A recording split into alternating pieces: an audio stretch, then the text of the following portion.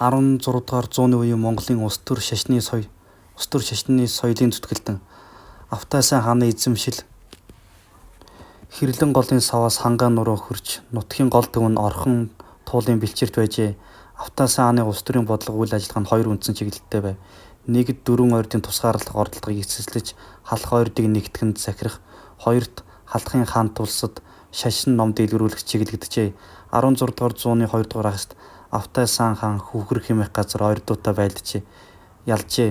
Уул байлдааны шалтгаан нь халах ойрдын ноёдын засгийн эрхийн төлөө уттал тэмцэлсэн байсны үргэлжлэл юм. Өөрөөр хэлбэл 100 гаруй жилийн өмнө ойрдын ноёд халахын эзэн Агурдан Жонон хаанд өргөмжлөхөөр Жонон тэргүүтээ олон ноёдыг эндүүлэн олонхийг нь хятаднаас үүдэн тэмцэлцээр байсан билээ.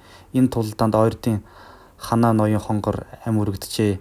Автай хааны ахмад өвгөн үлзийд шугуухай хунтайж эцгээ төлөөлж ойрдыг захирж байсан ба дид хүүгэн ирээхэн эцгийнхээ угсааг залгамжилсан байна.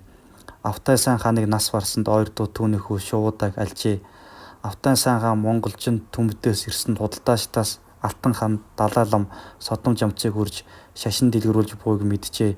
1585 онд Автайсан хаан 3 дугаар Далайлам Содном жамцыг Монгол нутагт 2 дахь удаага залрахад буюу Төмдийн Алтан хааны байгуулсан Хөг хотод ирээд байхад нь очиж уулзжээ. 3 дугаар Далайлам Автайсан хаанд номын их Очир хаан цол бурхан шүтээн өгчээ. Автай хаан буцаж ирээд Эрдэнэ хар хором хотын түүрэн дээр Эрдэнэ 100 хийдийн анхны сүм болох дуганыг 1586 онд барьж дуусаад Далайламын өгсөн шүтээнийг залжээ. Түүнээс хойш Автайсан хаан дахин хэд хэдэн сүмийг байгуулж түүний байгуулсан Эрдэнэ 100 хийдэн хэсэг хугацаанд сүм музей байгаад 1990 оноос дахин уншлаг мөргөлийн газар болжээ. Богд хаанд Монгол улсын үед болгосон төрийн дээд шагнал Эрдэнэ Очир ордонд 3 зэрэгэлтэй байсны 2 дугаар зэргийн од нь Автайсан хааны хэмээн нэрлэгдсэн байв.